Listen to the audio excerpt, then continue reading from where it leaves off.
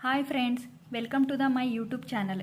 ಇವತ್ತಿನ ದಿನ ನಾವು ಎಲ್ಲ ಸ್ಪರ್ಧಾತ್ಮಕ ಪರೀಕ್ಷೆಗಳಿಗೆ ಉಪಯುಕ್ತವಾಗುವಂತಹ 6ನೇ ತರಗತಿಯ ಪುಸ್ತಕದಲ್ಲಿನ ಕೆಲವೊಂದು ಮಾಹಿತಿಗಳನ್ನು ತಿಳಿದುಕೊಳ್ಳೋಣ.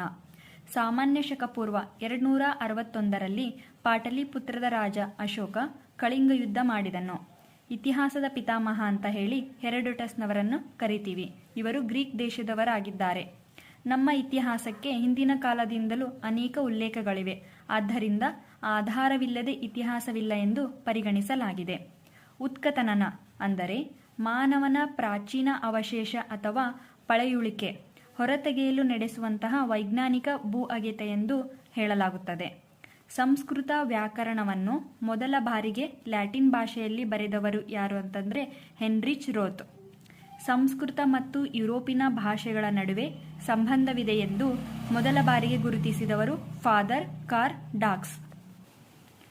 ಭಾರತೀಯ ಶಾಸ್ತ್ರದ ಅಧ್ಯಯನಕ್ಕೆ ನಾವು ಇಂಡಾಲಜಿ ಅಂತ ಹೇಳಿ ಕರಿತೀವಿ. ಮೊದಲ ಬಾರಿಗೆ ಭಾರತೀಯ ಶಾಸ್ತ್ರ ಅಧ್ಯಯನ ಮಾಡಿದವರು ಸರ್ ವಿಲಿಯಂ ಜೋನ್ಸ್. ಇವರು ಬಂಗಾಳದ ಸರ್ವೋಚ್ಚ ನ್ಯಾಯಾಲಯದ ನ್ಯಾಯಾಧೀಶರಾಗಿದ್ದರು. ಸಾಮಾನ್ಯ ಶಕ 1784ರಲ್ಲಿ ದ ಏಷ್ಯಾಟಿಕ್ ಸೊಸೈಟಿ ಎಂಬ ಪುಸ್ತಕವನ್ನಿವರು ಬರೆದಿದ್ದಾರೆ. ಸಂಸ್ಕೃತದಿಂದ ಇಂಗ್ಲಿಷಿಗೆ ಒಂದಿಷ್ಟು ಗ್ರಂಥಗಳನ್ನು ಇವರು ಟ್ರಾನ್ಸ್ಲೇಟ್ ಮಾಡಿದ್ದಾರೆ. ಅವು ಯಾವಪ್ಪ ಅಂದರೆ ಗೀತ ಗೋವಿಂದ ಮತ್ತು ಮಾನವ ಧರ್ಮಶಾಸ್ತ್ರ ಎಂಬ 2 ಗ್ರಂಥಗಳು. ಕಾಳಿದಾಸನ ಶಾಕುಂತಲ ಕೃತಿಯನ್ನು ಕೂಡ ಇವರು ಸಂಸ್ಕೃತದಿಂದ ಇಂಗ್ಲಿಷಿಗೆ ಭಾಷಾಂತರ ಮಾಡಿದ್ದಾರೆ. ಮ್ಯಾಕ್ಸ್ ಮುಲ್ಲರ್ ಇವರು ಜರ್ಮನ್ ದೇಶದವನಾಗಿದ್ದು sacred book of the east ಎಂಬ ಪುಸ್ತಕವನ್ನು ಬರೆದಿದ್ದಾರೆ. ಜೇಮ್ಸ್ ಮಿಲ್ ಇವರು ಸ್ಕಾಟ್ಲೆಂಡ್ ದೇಶದವರು. ಹಿಸ್ಟರಿ ಆಫ್ ಇಂಡಿಯಾ ಎಂಬುದು ಇವರ ಗ್ರಂಥವಾಗಿದೆ. ಅಬೆ ಡುಬಾಯ್ಸ್ ಇವರು ಫ್ರೆಂಚ್ ಮಿಷನರಿ. ಇವರನ್ನು ನಮ್ಮ ಶ್ರೀರಂಗಪಟ್ಟಣದ ಗಂಜಾಂಗೆ ಇವರು ಆಗಮಿಸಿದ್ದರು ಎಂದು ಹೇಳಲಾಗ್ತದೆ. ಅಲ್ಲಿಯ ಜನರು ಇವರನ್ನು ದೊಡ್ಡ ಸ್ವಾಮಿಯವರು ಎಂದು ಕರೆಯಲಾಗುತ್ತಿತ್ತು.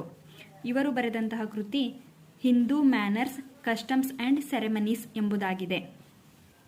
ಇಗ್ನೇಷಿಯಸ್ ಲಯೋಲಾ ಸಾಮಾನ್ಯ ಶಕ 1534ರಲ್ಲಿ ಪ್ಯಾರಿಸ್ನಲ್ಲಿ ಜೀಸಸ್ ಸಂಘವನ್ನು ಕಟ್ಟಿದನು ಎಂದು ಹೇಳಲಾಗ್ತದೆ. ಇದಿಷ್ಟು ಏನಪ್ಪಾ ಅಂದರೆ ಮೊದಲನೇ ಅಧ್ಯಾಯದಲ್ಲಿ ಬರುವಂತಹ ವೆರಿ ಇಂಪಾರ್ಟೆಂಟ್ ಪಾಯಿಂಟ್ಸ್ಗಳಾಗಿರುತ್ತವೆ. ನೆಕ್ಸ್ಟ್ 2ನೇ ಚಾಪ್ಟರ್ ನೋಡೋಣ. ಹಾಯ್ ಫ್ರೆಂಡ್ಸ್, ಇವಾಗ 6ನೇ ತರಗತಿಯ ಪಾಠ 2ರಲ್ಲಿನ ನಮ್ಮ ಕರ್ನಾಟಕದಲ್ಲಿ ಬರುವಂತಹ ಸ್ಪರ್ಧಾತ್ಮಕ ಪರೀಕ್ಷೆಗಳಿಗೆ ಉಪಯುಕ್ತವಾಗುವಂತಹ ಇಂಪಾರ್ಟೆಂಟ್ ಪಾಯಿಂಟ್ಸ್ಗಳನ್ನು ನೋಡೋಣ. ಈ ಅಧ್ಯಾಯದಲ್ಲಿ ಕರ್ನಾಟಕದಲ್ಲಿನ ಆಡಳಿತದ ವಿಭಾಗಗಳ ಕುರಿತಾಗಿ ಹಾಗೂ ಕರ್ನಾಟಕ ಒಳಗೊಂಡಿರುವಂತಹ 31 ಜಿಲ್ಲೆಗಳ ಕುರಿತಾಗಿ ವಿವರಣೆಯನ್ನು ನೀಡಲಾಗಿದೆ. ಕರ್ನಾಟಕದಲ್ಲಿ ಒಟ್ಟು 31 ಜಿಲ್ಲೆಗಳಿದ್ದು 4 ವಿಭಾಗಗಳನ್ನಾಗಿ ವಿಂಗಡಿಸಲಾಗಿದೆ. ಮೊದಲನೆಯದಾಗಿ ಬೆಂಗಳೂರು ವಿಭಾಗ, ಇದರಲ್ಲಿ 9 ಜಿಲ್ಲೆಗಳನ್ನು ಒಳಗೊಂಡಿದೆ. ನೆಕ್ಸ್ಟ್ ಮೈಸೂರು, ಇದು 7 ಜಿಲ್ಲೆಗಳನ್ನು ಒಳಗೊಂಡಿದೆ. ನೆಕ್ಸ್ಟ್ ಬೆಳಗಾವಿ, ಇದು 7 ಜಿಲ್ಲೆಗಳನ್ನು ಒಳಗೊಂಡಿದೆ. ನಂತರ ಕಲಬುರಗಿ, ಇದು ಕೂಡ 7 ಜಿಲ್ಲೆಗಳನ್ನು ಒಳಗೊಂಡಿದೆ. ಈ ರೀತಿಯಾಗಿ ಕರ್ನಾಟಕದಲ್ಲಿ ಒಟ್ಟು 4 ಕಂದಾಯ ವಿಭಾಗಗಳಿರುತ್ತವೆ. ಬೆಂಗಳೂರು ವಿಭಾಗ ಒಳಗೊಂಡಿರುವಂತಹ 9 ಜಿಲ್ಲೆಗಳ್ಯಾವೆಂದರೆ ಮೊದಲನೆಯದಾಗಿ ಬೆಂಗಳೂರು ಗ್ರಾಮಾಂತರ, ಬೆಂಗಳೂರು ನಗರ, ಚಿಕ್ಕಬಳ್ಳಾಪುರ, ಕೋಲಾರ, ರಾಮನಗರ, ತುಮಕೂರು, ಚಿತ್ರದುರ್ಗ, ದಾವಣಗೆರೆ, ಶಿವಮೊಗ್ಗ. ಇವಾಗ ಬೆಂಗಳೂರು ವಿಭಾಗದಲ್ಲಿರುವಂತಹ ಪ್ರಾಕೃತಿಕ ಸಂಪನ್ಮೂಲ, ಚಾರಿತ್ರಿಕ ಹಿನ್ನೆಲೆ, ಅರಣ್ಯಗಳು, ವನ್ಯಪ್ರಾಣಿಗಳು, ರಾಷ್ಟ್ರೀಯ ಉದ್ಯಾನಗಳು ಹಾಗೆಲ್ಲ ಬೆಂಗಳೂರು ವಿಭಾಗದಲ್ಲಿರುವಂತಹ ಪ್ರಮುಖಾಂಶಗಳನ್ನು ತಿಳಿದುಕೊಳ್ಳೋಣ. ಕರ್ನಾಟಕದಷ್ಟೇ ಪ್ರಾಚೀನ ಚಾರಿತ್ರಿಕ ಹಿನ್ನೆಲೆಯನ್ನು ಒಳಗೊಂಡಿರುವುದು ಬೆಂಗಳೂರು ವಿಭಾಗಕ್ಕಿದೆ. ಈ ಭಾಗವನ್ನು ಆಳಿದ ಮೊದಲ ಅರಸರೆಂದರೆ ಅವರು ಕೋಲಾಲಪುರವನ್ನು ರಾಜಧಾನಿಯನ್ನಾಗಿಸಿ ಮಾಡಿಕೊಂಡಿದ್ದ ಗಂಗರ ಮನೆತನ. ಇದರಲ್ಲಿ ನಾನು ಮೇನ್ ಇಂಪಾರ್ಟೆಂಟ್ ಆಗಿರುವಂತಹ ಪಾಯಿಂಟ್ಸ್ಗಳನ್ನು ಮಾತ್ರ ವಿಡಿಯೋ ಮಾಡ್ಕೋತಾ ಹೋಗ್ತಾ ಇದ್ದೀನಿ. ಈ ವಲಯದಲ್ಲಿ ಕಂಡುಬರುವಂತಹ ಅನೇಕ ಮುಖ್ಯ ನದಿಗಳು ಪಶ್ಚಿಮ ಘಟ್ಟದಲ್ಲಿ ಹುಟ್ಟುತ್ತವೆ.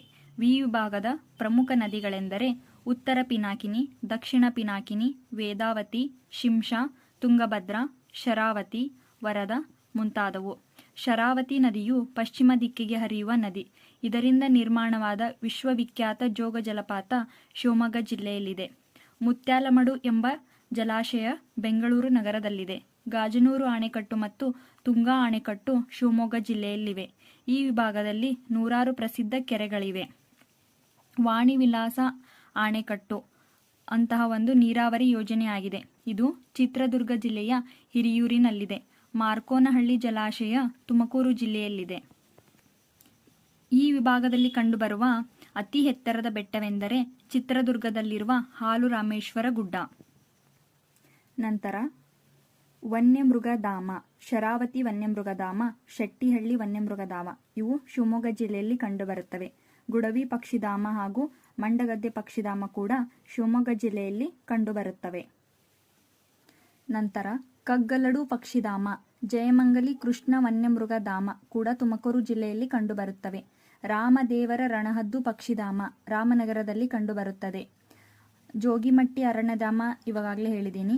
ಬನ್ನೇರುಘಟ್ಟ ರಾಷ್ಟ್ರೀಯ ಉದ್ಯಾನವನ ಬೆಂಗಳೂರಿನಲ್ಲಿದೆ. ರೇಷ್ಮೆ ಉದ್ಯಮಕ್ಕೆ ಮೂಲ ಯಾವುದಪ್ಪ ಅಂತಂದರೆ ಹಿಪ್ಪು ನೇರಳೆ ಅಂತ ಹೇಳಿ ಕರಿತೀವಿ. ನೆಕ್ಸ್ಟ್ ಬರೋದಂತಂದರೆ ಕೈಗಾರಿಕಾ ವಲಯದ ನಿರ್ಮಾತೃ ಅಂತ ಹೇಳಿ ಸರ್ ಎಂ ವಿಶ್ವೇಶ್ವರಯ್ಯನವರನ್ನು ಕರಿತೀವಿ. ಇವರು ನಾಲ್ವಡಿ ಕೃಷ್ಣರಾಜ ಒಡೆಯರ ಆಸ್ಥಾನದಲ್ಲಿ ದಿವಾನರಾಗಿ ತಮ್ಮ ಸೇವೆಯನ್ನು ಸಲ್ಲಿಸಿದ್ದಾರೆ. ರಾಷ್ಟ್ರದಲ್ಲಿಯೇ ಪ್ರಮುಖ ಕೈಗಾರಿಕಾ ಕೇಂದ್ರ ಯಾವುದಂತಂದರೆ ಬೆಂಗಳೂರು. ಉಕ್ಕು ಮತ್ತು ಕಬ್ಬಿಣ ಕಾರ್ಖಾನೆ ಇದು ಶಿವಮೊಗ್ಗ ಜಿಲ್ಲೆಯಲ್ಲಿಯ ಭದ್ರಾವತಿಯಲ್ಲಿ 1923ರಲ್ಲಿ ಸ್ಥಾಪನೆ ಆಯಿತು. ವಿಸ್ಕೋ ಅಂತ ಹೇಳಿ ಇದಕ್ಕೆ ಮರುನಾಮಕರಣ ಮಾಡಲಾಗಿತ್ತು. 2023ರಲ್ಲಿ ಇದು ತನ್ನ ಕಾರ್ಯಾಚರಣೆಯನ್ನು ಸ್ಥಗಿತಗೊಳಿಸಿದೆ. ಕಾಗದದ ಕಾರ್ಖಾನೆ ಭದ್ರಾವತಿಯಲ್ಲಿ 1936ರಲ್ಲಿ ಸ್ಥಾಪನೆ ಆಯಿತು. ರಾಜ್ಯದ ಮೊದಲ ಸಿಮೆಂಟ್ ಕಾರ್ಖಾನೆ ಕೂಡ ಭದ್ರಾವತಿಯಲ್ಲಿದೆ. ತುಮಕೂರು ಜಿಲ್ಲೆಯ ಅಮ್ಮಸಂದ್ರದಲ್ಲಿ ಬಿರ್ಲಾ ಕಂಪನಿಯ ಸಿಮೆಂಟ್ ಕಾರ್ಖಾನೆ ಇದೆ. ಬೆಂಗಳೂರು, ನಾವು ಬೆಂಗಳೂರನ್ನು ಮಾಹಿತಿ ತಂತ್ರಜ್ಞಾನ ಹಾಗೂ ಜೈವಿಕ ತಂತ್ರಜ್ಞಾನ ಉದ್ದಿಮೆಗಳಿಗೆ ಪ್ರಸಿದ್ಧಿ ಅಂತ ಹೇಳಿ ಕರಿತೀವಿ. ಬಟ್ಟೆ ರಫ್ತು ವ್ಯಾಪಾರದಲ್ಲಿ ಕರ್ನಾಟಕವು ದೇಶದಲ್ಲೇ 2ನೇ ಸ್ಥಾನವನ್ನು ಹೊಂದಿದೆ. ಹಾಗೂ ಗುಬ್ಬಿ ವೀರಣ್ಣ ಎಂಬ ನಾಟಕ ವಿಭಾಗ ಇವರು ನಾಟಕ ವಿಭಾಗದಲ್ಲಿ ತಮ್ಮ ಹೆಸರನ್ನು ಪ್ರಸಿದ್ಧಿ ಪಡೆದಿದ್ದರು. ಇವರಿಗೆ ಇರುವಂತಹ ಬಿರುದುಗಳು ನಾಟಕ ರತ್ನ, ನಾಟಕ ಸಾರ್ವಭೌಮ ಎಂಬುವಾಗಿವೆ. ಸುಬ್ಬಯ್ಯ ನಾಡು ಇವರು ಕನ್ನಡದ ಮೊದಲನೇ ವಾಕ್ಚಿತ್ರ ಸತಿ ಸುಲೋಚನದ ನಾಯಕ ನಟರಾಗಿ ಅಭಿನಯಿಸಿದ್ದರು.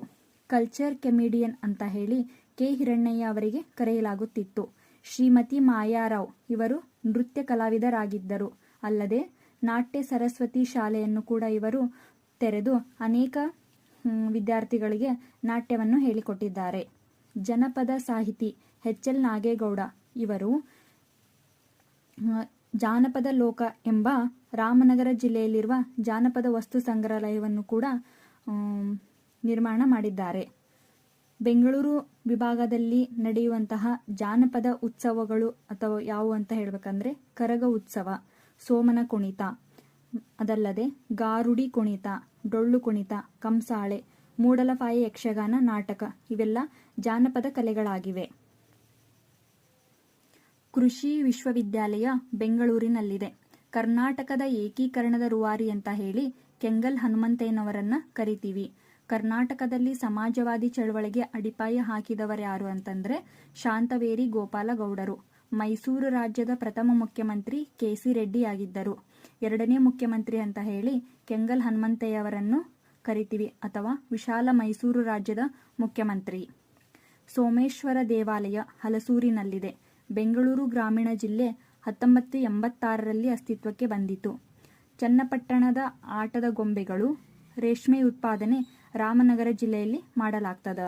ಚಿಕ್ಕಬಳ್ಳಾಪುರದಲ್ಲಿ ನಂದಿದುರ್ಗ ಗಿರಿಧಾಮವಿದೆ. ಯೋಗನಂದೀಶ್ವರ ಮತ್ತು ಭೋಗನಂದೀಶ್ವರ ದೇವಾಲಯಗಳು ಕೂಡ ಚಿಕ್ಕಬಳ್ಳಾಪುರದಲ್ಲಿರುವೆ. ಚಿಕ್ಕಬಳ್ಳಾಪುರದ ಗೌರಿಬಿದನೂರಿನಲ್ಲಿ ವಿಧುರಾಶ್ರತ್ವ ಅಂದರೆ ಅಂದಿನ ಕಾಲದಲ್ಲಿ ಬ್ರಿಟಿಷರ ವಿರುದ್ಧ ಧ್ವಜ ಸತ್ಯಾಗ್ರಹ 1938ರಲ್ಲಿ ಈ ಸ್ಥಳದಲ್ಲಿ ಮಾಡಲಾಯಿತು ಎಂದು ಹೇಳಲಾಗುತ್ತದೆ. ಚಿಕ್ಕಬಳ್ಳಾಪುರ ಜಿಲ್ಲೆಯ ಶಿಡ್ಲಘಟ್ಟ ತಾಲೂಕಿನಲ್ಲಿ ರೇಷ್ಮೆ ವ್ಯಾಪಾರಕ್ಕೆ ಪ್ರಸಿದ್ಧಿ ಪಡೆದಿದೆ. ಯಾವುದಂತಂದ್ರೆ ಶಿಡ್ಲಘಟ್ಟ ತಾಲೂಕು. ತುಮಕೂರು ಜಿಲ್ಲೆಯಲ್ಲಿ ಹೇಳಬೇಕಂದ್ರೆ ಇದು ತೆಂಗಿನಕಾಯಿ ಬೆಳೆಗೆ ಪ್ರಸಿದ್ಧಿಯನ್ನು ಪಡೆದಿದೆ. ಇಲ್ಲಿ ಕುದುರೆ ತಳಿ ಅಭಿವೃದ್ಧಿ ಕೇಂದ್ರ ಕುಣಿಗಲ್ನಲ್ಲಿದೆ. ಏಷ್ಯಾ ಖಂಡದ ಅತಿ ಎತ್ತರದ ಏಕಶಿಲಾ ಬೆಟ್ಟ ತುಮಕೂರಿನ ಮಧುಗಿರಿಯಲ್ಲಿದೆ. ದೇವರಾಯನ ದುರ್ಗ ಕೂಡ ತುಮಕೂರಿನಲ್ಲೇ ಕಂಡುಬರುತ್ತದೆ. ನೆಕ್ಸ್ಟ್ ಹೇಳಬೇಕಂದ್ರೆ ದಾವಣಗೆರೆಯನ್ನು ಕರ್ನಾಟಕದ ಮ್ಯಾಂಚೆಸ್ಟರ್ ಅಂತ ಹೇಳಿ ಕರಿತೀವಿ. ಕರ್ನಾಟಕದ ಶಿಕ್ಷಣ ಕೇಂದ್ರ ಅಂತ ಕೂಡ ದಾವಣಗೆರೆಗೆ ಕರೆಯಲಾಗ್ತದ. ಬಾಪೂಜಿ ಶಿಕ್ಷಣ ಸಂಸ್ಥೆ ದಾವಣಗೆರೆಯಲ್ಲಿದೆ. ದಕ್ಷಿಣ ಭಾರತದ ಅತಿ ದೊಡ್ಡ ಕೆರೆ ಶಾಂತಿಸಾಗರ ದಾವಣಗೆರೆಯ ಚನ್ನಗಿರಿಯಲ್ಲಿ ನಿರ್ಮಾಣ ಮಾಡಲಾಗಿದೆ. ಶಿವಮೊಗ್ಗ ಜಿಲ್ಲೆಯಲ್ಲಿ ಕೆಳದಿ ಅರಸರು ಆಡಳಿತ ನಡೆಸ್ತಿದ್ರು ಅವಾಗಿನ ಕಾಲದಲ್ಲಿ. ಕರ್ನಾಟಕದ ಭತ್ತದ ಕಣಜ ಅಂತ ಕೂಡ ಇದನ್ನು ಕರಿತೀವಿ. ಕುವೆಂಪು ಯೂನಿವರ್ಸಿಟಿ ಎಲ್ಲಿದೆ ಅಂತಂದರೆ ಶಿವಮೊಗ್ಗ ಜಿಲ್ಲೆಯ ಶಂಕರಘಟ್ಟ ಎಂಬ ಸ್ಥಳದಲ್ಲಿದೆ.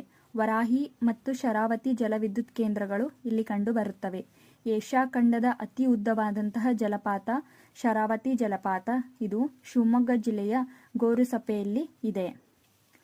ಗುಡವಿ ಪಕ್ಷಿಧಾಮ, ಭದ್ರಾ ವನ್ಯ ಜೀವಧಾಮ ಕೂಡ ಶಿವಮೊಗ್ಗ ಜಿಲ್ಲೆಯಲ್ಲಿ ಕಂಡುಬರುತ್ತವೆ. ತ್ರಿಪುರಾಂತಕೇಶ್ವರ ಮತ್ತು ಕೇದಾರೇಶ್ವರ ದೇವಸ್ಥಾನಗಳು ಕೂಡ ಶಿವಮೊಗ್ಗ ಜಿಲ್ಲೆಯ ಬಳ್ಳಿಗಾವೆಯಲ್ಲಿ ಕಂಡುಬರುತ್ತವೆ. ಇದಿಷ್ಟೆಲ್ಲ ಬೆಂಗಳೂರು ವಿಭಾಗದಲ್ಲಿ ಬರುವಂತಹ 9 ಜಿಲ್ಲೆಗಳ 6ನೇ ತರಗತಿ ಪುಸ್ತಕದಲ್ಲಿ ಕೊಟ್ಟಿರುವಂತಹ ಪ್ರಮುಖ ಮಾಹಿತಿಗಳು.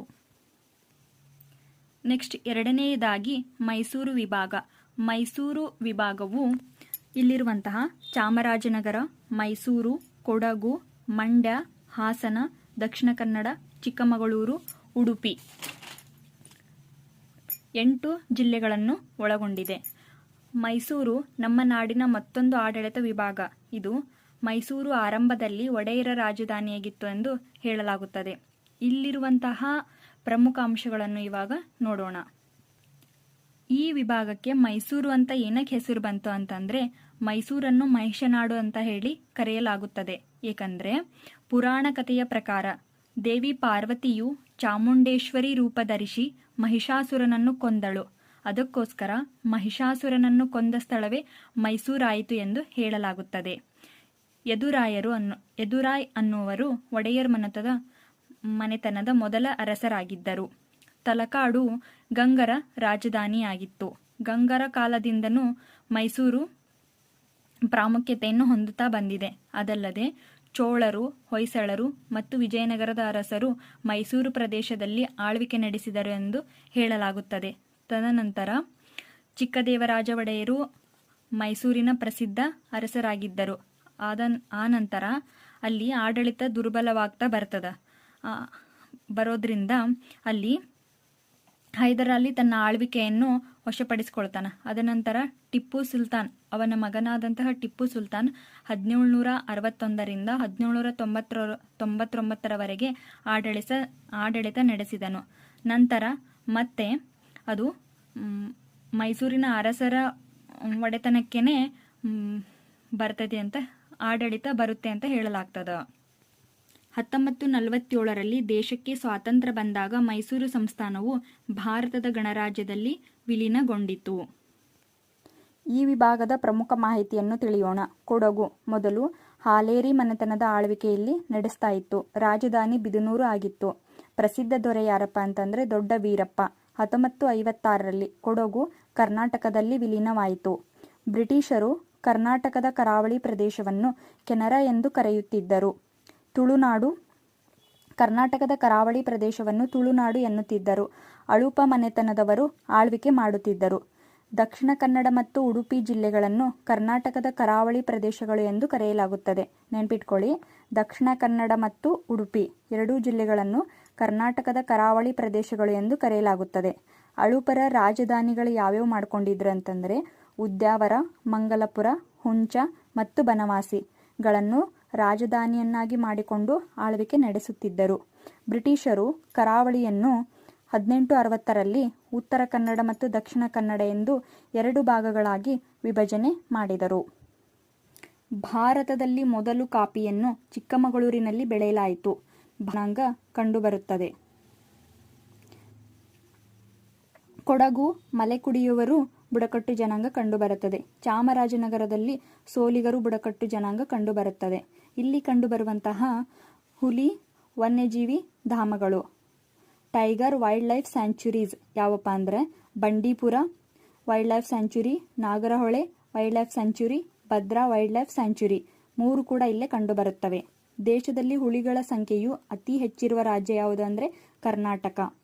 ಇಲ್ಲಿ ಕಂಡುಬರುವಂತಹ ಪಕ್ಷಿಧಾಮ ರಂಗನದಿಟ್ಟು ಪಕ್ಷಿಧಾಮ, ಗುಡವಿ ಪಕ್ಷಿಧಾಮ, ಕೊಕ್ಕರಬೆಳ್ಳೂರು ಪಕ್ಷಿಧಾಮ ಇಲ್ಲಿ ಕಂಡುಬರುವಂತಹ ಪ್ರಮುಖ ಪಕ್ಷಿಧಾಮಗಳು.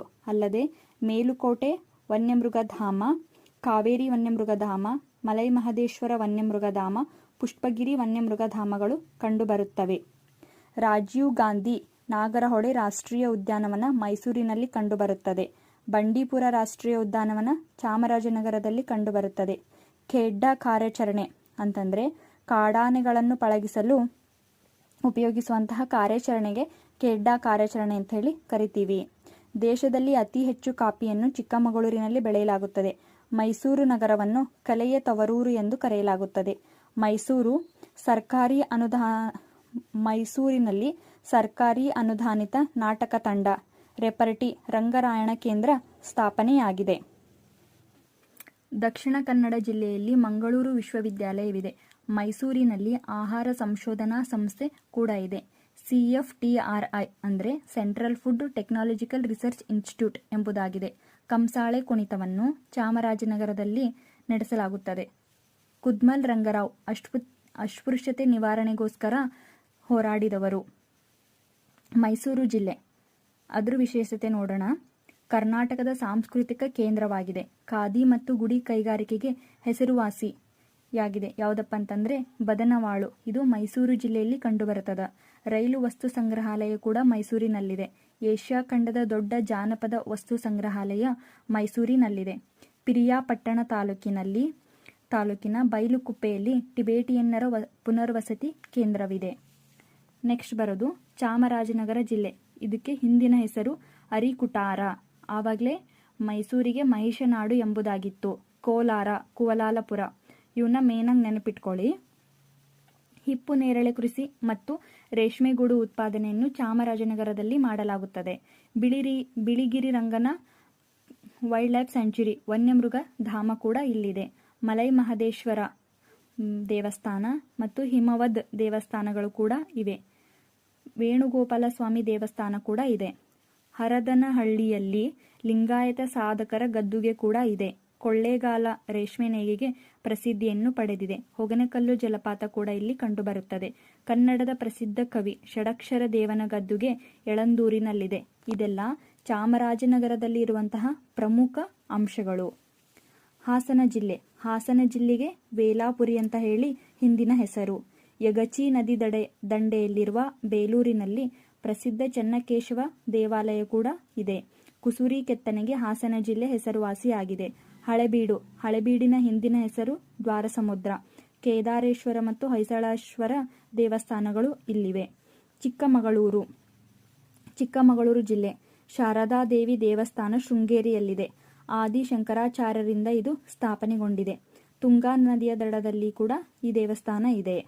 ಭದ್ರಾ ವನ್ಯಮೃಗಧಾಮ, ಇದನ್ನು ಮುತ್ತೋಡಿ ಪ್ರಾಣಿಧಾಮ ಎನ್ನುವರು. ನೆನ್ಪಿಟ್ಕೊಡಿ, ಭದ್ರಾ ವೈಲ್ಡ್ ಲೈಫ್ ಸ್ಯಾಂಚುರಿಗೆ ಮುತ್ತೋಡಿ ಪ್ರಾಣಿಧಾಮ ಎಂದು ಕರೆಯಲಾಗುತ್ತದೆ. ಚಿಕ್ಕಮಗಳೂರು ಜಿಲ್ಲೆಯಲ್ಲಿ ಉಳವಿ ಪಕ್ಷಿಧಾಮ, ಸೆಂಟ್ ಆಂಡ್ರ್ಯೂಸ್ ಚರ್ಚ್, ಜಾಮಿಯಾ ಮಸೀದಿ ಇವೆ. ಬಾಬಾ ಬುಡನ್ಗಿರಿ ಚಂದ್ರದ್ರೋಣ ಪರ್ವತ ಎಂದು ಕರೆಯಲಾಗುತ್ತದೆ. ಇದು ಚಿಕ್ಕಮಗಳೂರು ಜಿಲ್ಲೆಯಲ್ಲಿ ಕಂಡುಬರುತ್ತದೆ. ಭಾರತಕ್ಕೆ ಕಾಫಿಯನ್ನು ಇಲ್ಲಿ ಬಾಬಾ ಬುಡನ್ಗಿರಿ ಎಂಬ ವ್ಯಕ್ತಿ ಭಾರತಕ್ಕೆ ಕಾಫಿಯನ್ನು ಪರಿಚಯಿಸಿದ. ಮೊದಲು ಚಿಕ್ಕಮಗಳೂರು ಜಿಲ್ಲೆಯ ಚಂದ್ರದ್ರೋಣ ಪರ್ವತದಲ್ಲಿ ಅವನು ಪರಿಚಯಿಸಿದ್ರಿಂದ ಇದಕ್ಕೆ ಬಾಬಾ ಬುಡನ್ಗಿರಿ ಪರ್ವತ ಎಂದು ಹೆಸರು ಬಂದಿತು. ಕನ್ನಡದ ಪ್ರಸಿದ್ಧ ಕವಿಯಾದಂತಹ ಲಕ್ಷ್ಮೀಶ ಹುಟ್ಟಿದ ಊರು ಚಿಕ್ಕಮಗಳೂರು ಜಿಲ್ಲೆಯ ದೇವನೂರು ಎಂಬುದಾಗಿದೆ. ಇವನು ಜೈಮಿನಿ ಭಾರತ ಎಂಬ ಕೃತಿಯನ್ನು ಬರೆದಿದ್ದಾನೆ. ನಂತರ ಮಂಡ್ಯ ಜಿಲ್ಲೆಯು ಕಾವೇರಿ ನದಿ ದಂಡೆಯಲ್ಲಿದೆ. ಭಾರತದಲ್ಲಿ ಅತಿ ದೊಡ್ಡ ಸಕ್ಕರೆ ಕಾರ್ಖಾನೆ ಇರುವುದು ಮಂಡ್ಯ ಜಿಲ್ಲೆಯಲ್ಲಿ. ಇದನ್ನು 1933ರಲ್ಲಿ ಆರಂಭ ಮಾಡಲಾಯಿತು. ಗುಂಡಲು ಎಂಬಲ್ಲಿ 1951ರಲ್ಲಿ ಕೃಷಿ ಸಂಶೋಧನಾ ಕೇಂದ್ರವನ್ನು ತೆರೆಯಲಾಯಿತು. ನಂತರ ಶಿವಳ್ಳಿ ಎಂಬಲ್ಲಿ ಬೀಜೋತ್ಪಾದನಾ ಕೇಂದ್ರವಿದೆ. ಟಿಪ್ಪು ಸುಲ್ತಾನನ ಬೇಸಿಗೆ ಅರಮನೆ ದರಿಯಾ ದೌಲತ್ ಇರುವುದು ಕೂಡ ಇಲ್ಲೇ.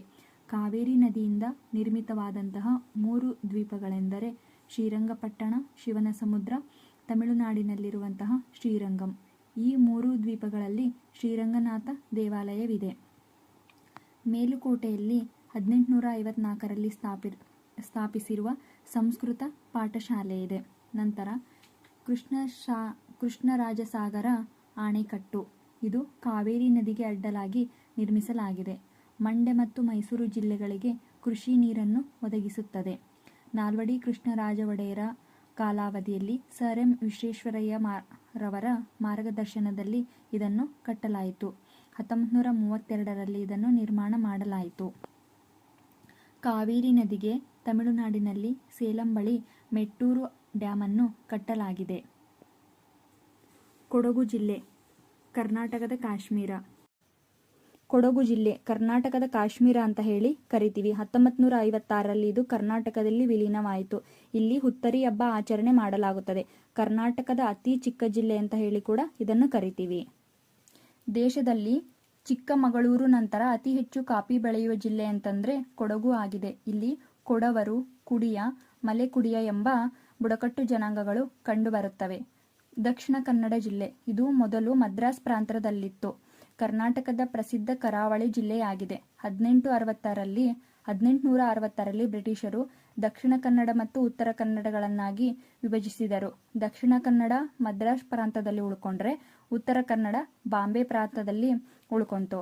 1956ರಲ್ಲಿ ಎರಡೂ ಕೂಡ ಕರ್ನಾಟಕದಲ್ಲಿ ವಿಲೀನಗೊಂಡವು. ಮಂಗಳೂರಿನ ಬಜ್ಪೆಯಲ್ಲಿ ಅಂತಾರಾಷ್ಟ್ರೀಯ ವಿಮಾನ ನಿಲ್ದಾಣವಿದೆ. ವೇಣೂರಿನಲ್ಲಿ ಏಕಶಿಲಾ ಗೊಮ್ಮಟೇಶ್ವರ ವಿಗ್ರಹವಿದೆ. ಪಿಲಿಕುಳ ನಿಸರ್ಗಧಾಮ ದಕ್ಷಿಣ ಕನ್ನಡ ಜಿಲ್ಲೆಯಿದೆ. ಇಲ್ಲಿ ಡಾಕ್ಟರ್ ಶಿವರಾಮ ಕಾರಂತರ ಜೈವಿಕ ಉದ್ಯಾನವನ ಕಂಡುಬರುತ್ತದೆ. ದ್ವೈತ ಸಿದ್ಧಾಂತದ ಪ್ರತಿಪಾದಕ ಮಧ್ವಾಚಾರ್ಯರು ಶ್ರೀಕೃಷ್ಣನ ದೇವಸ್ಥಾನವನ್ನು ಇಲ್ಲಿ ನಿರ್ಮಾಣ ಮಾಡಿದರು.